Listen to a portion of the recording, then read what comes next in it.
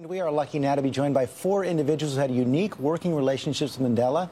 His biographer, Bill Keller, who is also the New York Times bureau chief in South Africa.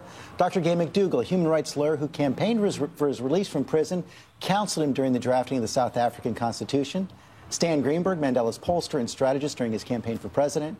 And Ambassador Jindai Fraser, who served in South Africa under President George W. Bush. Thanks to all of you for being here. And Bill, let me begin with you. We ended that piece on the relationship between President Obama and President Mandela. Of course, they share something very, very important, but they are also very different in important ways as politicians. They are.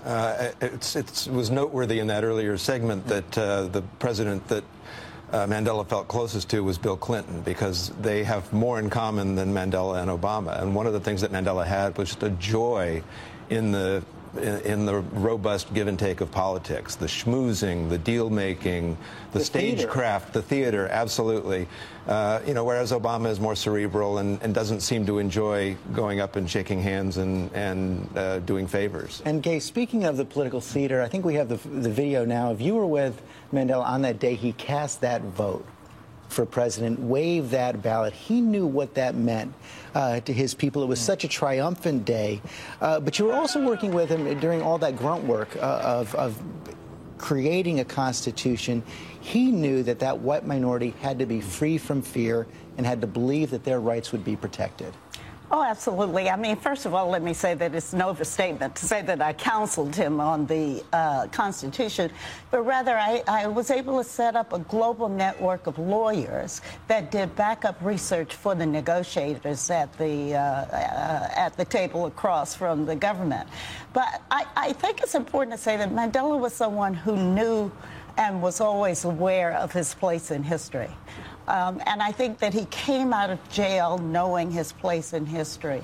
He led that nation through a very tumultuous run-up to the elections, knowing where he was going and being a very steady hand and voice of reason through what was a very turbulent time in the run-up to the elections. Voice of reason, Stan Greenberg. Of course, you worked with him during his election. But for a man who became known for the power of forgiveness, for reconciliation, as a politician, he also had something of a ruthless streak.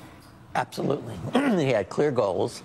And one of the things that ran through was this desire to make sure there was a racially inclusive politics. But there were strong strands within the ANC in South Africa, in Africa, that was centered on black consciousness. And he was intent on having an election with a mandate that reduced their role. So he focused on, as you know, the Pan-African Congress, which was, polling 2%, 3% of the polls. But historically, they had played a very big role in Africa and in the liberation struggle. And he wanted to use the election to send a message about this was going to be an inclusive country. And Jindai Fraser, talking about his relationship with people who he didn't necessarily get along with. We know F.W. de Klerk. They shared a Nobel Peace Prize, even though they didn't share much of a personal relationship. You were served as ambassador under President George W. Bush. We saw in John Carl's piece there. Of course, Nelson Mandela, fierce critic of President Bush on the war in Iraq and the invasion of Iraq. But he was also determined to try and maintain something of a personal relationship there. Well, actually, President Mandela, just as fierce as he was a critic of the war in Iraq, was as supportive of the war in Afghanistan. If you recall, in 2001, which is when he first met President George W. Bush as president in the Oval Office, he came out of the Oval Office and actually forcefully endorsed America going into Afghanistan. Just as forcibly in 2003, he was against America going into Iraq. But in fact, in 2005, when they met again at the Oval Office, it was to reconcile the issue of how personal the criticism in Iraq had taken. And in fact, to look at where they had mutual interest, for instance, in addressing HIV and AIDS, supporting peace processes in Central Africa, the Democratic Republic of the Congo, and in Burundi. And so I think that President Mandela actually was able to reach across the aisle as such. He reached across to his political opponents. And so there were many areas where they shared interests and other areas where they diverged. The same was true, frankly, of Bill Clinton.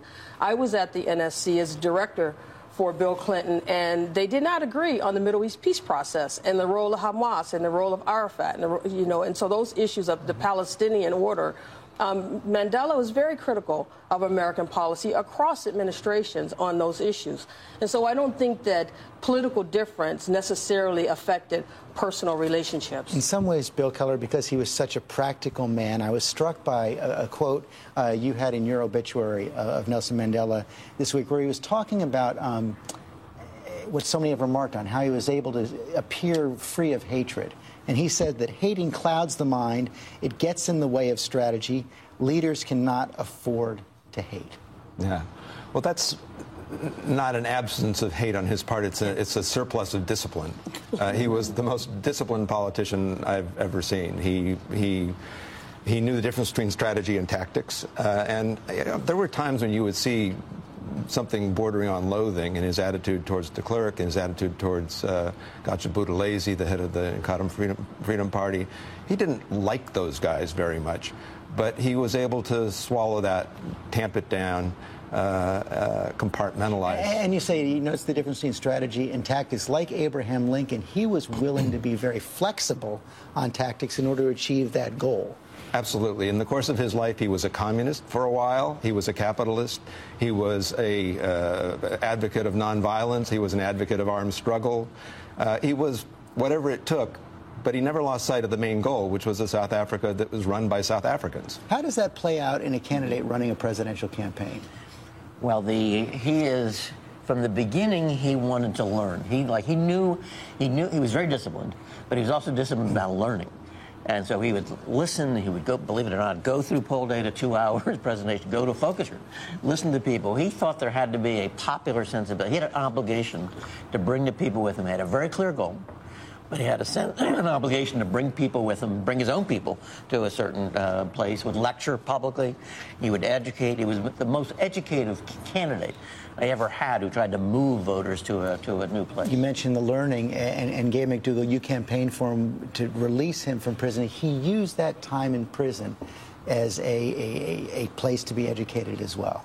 Absolutely. I mean, he used it to be educated, and he educated all the other political prisoners who were with him. They often talk about the University of Robben Island, where they spent their time studying political, developments around the world, deciding who they, as a political party and as, activists, wanted to be, what their model of decision-making was to be, so that when they finally emerged from that prison, they knew exactly the road that they wanted to travel. And Jendaya Fraser, he was also very conscious of his role as educator when he became president, and then after he left office as well, and didn't often hide his disappointment in what was happening in South Africa and other African nations. Yes, he certainly was. I think that President Mandela, what I took from him was the courage of his conviction.